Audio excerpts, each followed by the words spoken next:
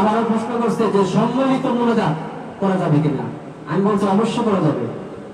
বলছে দলিল দিয়ে কথা বললেন, আমি দলিল দিয়ে দিচ্ছি। আবু দাউদ শরীফের 3199 নম্বর হাদিস, সম্মিলিত মুনাজাত যে আমরা করি, এর দলিল হচ্ছে আবু দাউদ শরীফ 3199 নম্বর হাদিস, সম্মিলিত মুনাজাত। অনেকে কয় না সম্মিলিত মুনাজাত বেদাত। বেদাত কিন্তু দুই প্রকার, বেদাতে হাসানা, বেদাতে সাইয়া।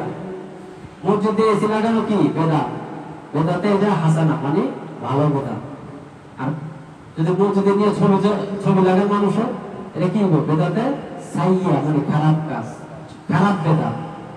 একটা ভালো বেদাত আছে, খারাপ আছে। মানুষের মধ্যে ভালো মন্দ আছে না, ওই প্রত্যেকটা জিনিসের মধ্যে ভালো মন্দ আছে।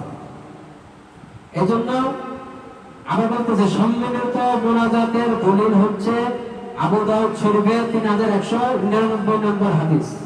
কেউ যদি বলে সম্মিলিত মুনাজাত বেদাত, তাকে বলবেন আবু দাউদ শরীফের 3199 নম্বর হাদিস খুলে দেখুন, সম্মিলিত মুনাজাত জায়েজ। এবং ফরজ নামাজ ব্যতীত সকল নামাজ ঘরে পড়তে হবে। মসজিদে শুধু ফরজ নামাজ পড়বে, আর যত নামাজ আছে সব ঘরে, সুন্নত নফল বেতের যা আছে সব ঘরে, শুধু ফরজ নামাজটা মসজিদে। ফরজ নামাজটা কোথায়? মসজিদে।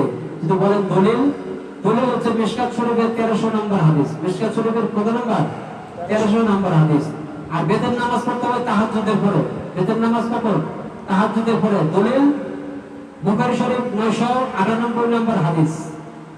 ফজর নামাজের আগে, ফজর নামাজের সুন্নতের আগে, ফজর নামাজের সুন্নতের আগে এবং তাহাজ্জুদের পরে বেতের পড়া সুন্নত, মানে রাসূলের সুন্নত।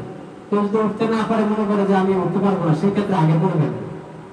কিন্তু উত্তম হচ্ছে রাসূল সাল্লাল্লাহু আলাইহি ওয়াসাল্লাম সবসময় তাহাজ্জুদের পরে পড়তেন, এটাই দলিল। হ্যাঁ, আর ফজরের আগে, সুন্নত নামাজের আগে, ফজরের সুন্নতের আগে আর তাহাজ্জুদের পরে মাঝামাঝি বেতেরটা আদায় করলে রাসূল সাল্লাল্লাহু আলাইহি ওয়াসাল্লামের সুন্নত আদায় হবে।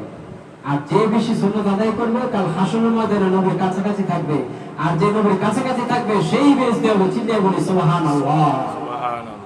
কত বড় কথা। এজন্য মসজিদে ফরজ নামাজটা পড়ে বাকি নামাজগুলো ঘরে পড়বো। কারণ নবীজি বলছে ঘরকে কবর বানাও না, ঘরের ভিতরে কোরআন তেলাওয়াত করো, ঘরের ভিতরে নামাজ পড়ো। ঘরকে কোরআন কখনো কবর বানাও না। ঘরকে কি বানাইতে নিষেধ করছে? কবর। ঘরকে তোমরা কবর বানাও না। ঘরের ভিতরে নামাজ, রোজা, ইবাদত বন্দেগী করতে হবে, কোরআন তেলাওয়াত করতে হবে। তাহলে ঘরের ভিতরে বরকত আসবে, আয় উন্নতি আসবে, রোজগার আসবে, ইনকাম আসবে, টাকা আসবে। সোজা কথা, টাকা আসবে, সোজা কথা। যদি আপনি ঘরে নামাজ পড়েন, কোরআন তেলাওয়াত করেন, আপনার অভাব দূর হয়ে যাবে। এই জন্য ফরজ নামাজটা শেষ করে বাকি নামাজগুলো ঘরে পড়ার চেষ্টা করবেন ইনশাআল্লাহ। ওয়া মা তাওফীকি ইল্লা বিল্লাহ। দলিল